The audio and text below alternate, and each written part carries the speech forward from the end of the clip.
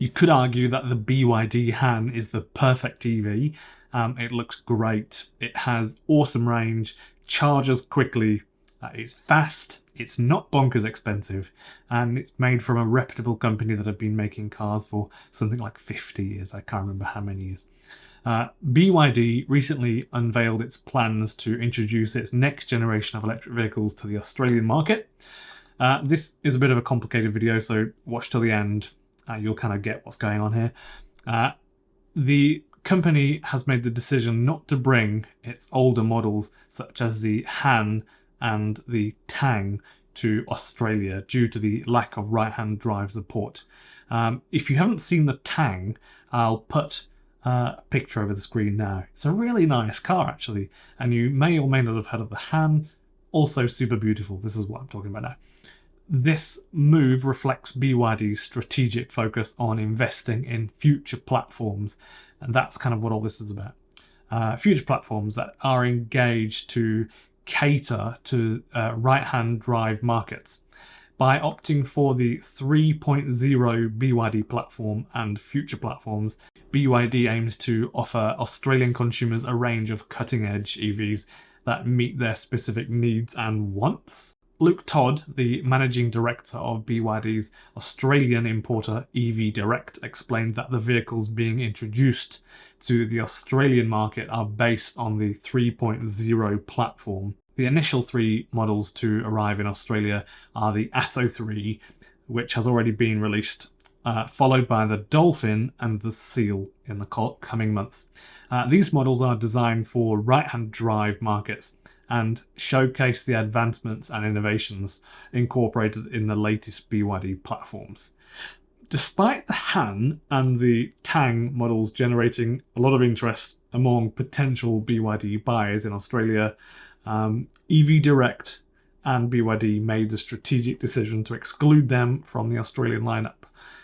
The reason behind this choice is the cost associated with retrofitting the vehicles for right-hand drive, which would have amounted to billions of dollars, Australian dollars. Instead of investing in modifying existing platforms, BYD and EV Direct, this is a mumble of words, decided to direct their resources towards the development of future platforms which offer better long-term prospects and profit margins. And they meet the stringent requirements of the right-hand drive markets. I just want to jump in for a second and say thank you very much to anybody that has joined on Patreon or YouTube memberships, or anybody that has even thought about buying me a coffee. Links to these are in the description below, and it enables me to do what I love doing, making these videos for you. So this takes a huge amount of time. It's kind of insane how much time I spend doing these videos, actually, to do the research and to read through things and to research so thoroughly so that I'm getting you accurate information that maybe the mainstream media aren't giving you. While the emission of the Han and the Tang models may disappoint some enthusiasts, Luke Todd emphasised that the new generation of BYD cars planned for Australia, including the Seal, will provide a satisfying, quote, a satisfying ownership experience. No idea what that means. The Seal in particular is positioned as a worthy alternative to the Han, offering similar features and performance at a considerably lower price point. Although the battery is also a fair bit smaller, which is a strange thing. You know, in Australia, people really do want to have a good range, so it's kind of a useful thing if you can give them the 85 kilowatt hour battery that the Han has, and put that in to a car in Australia. It kind of makes sense to me, but that's not what they're doing. With an impressive 0 to 100 kilometers per hour acceleration time of 3.8 seconds, for those of you that care about that sort of thing, high quality finishing and outstanding interior. The Seal is expected to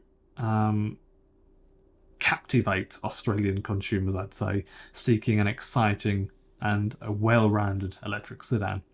EV Direct did import a limited number of previous generation BYD electric cars last year, including 50 small T3 delivery vans and 15 E6 people movers. However, the company does not anticipate importing any more of these older models. The Dolphin City car and the Seal mid-size sedan, bearing different names for the Australian market, will be open for orders later this year. Additionally, two models, a dual cab ute and a large mid-size SUV called the Sea Lion, are in the final stages of planning for an Australian launch, expanding the options available to local consumers. BYD categorizes its vehicles into two distinct series, the Dynasty series and the Ocean series. The Dynasty series, represented by the Atto 3, the Qin, Han and Tang models, draws inspiration from different Chinese ruling dynasties. On the other hand, the Ocean series includes the Dolphin, the Seal, the Dolphin, the Seal, the Sea Lion, and this is a nautical themed series aimed to evoke a sense of adventure and environmental consciousness while offering versatile and stylish EVs to consumers, which I think they're pretty much doing, because the Atto 3 is a great looking car. I've seen loads of those on the street.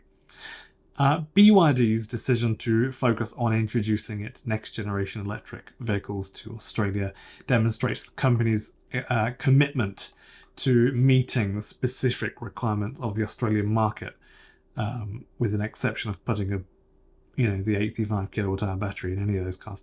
By investing in right-hand drive platforms, BYD aims to offer Australian consumers an expanded lineup of advanced and exciting electric vehicles, while the exclusion of the Han and Tang models may disappoint some enthusiasts.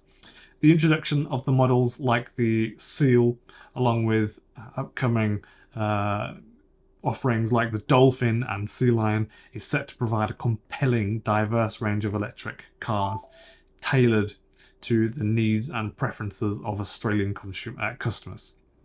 If you enjoyed the video, then please click the like button so that YouTube knows that people are enjoying it, and subscribe for more daily videos about electric vehicles.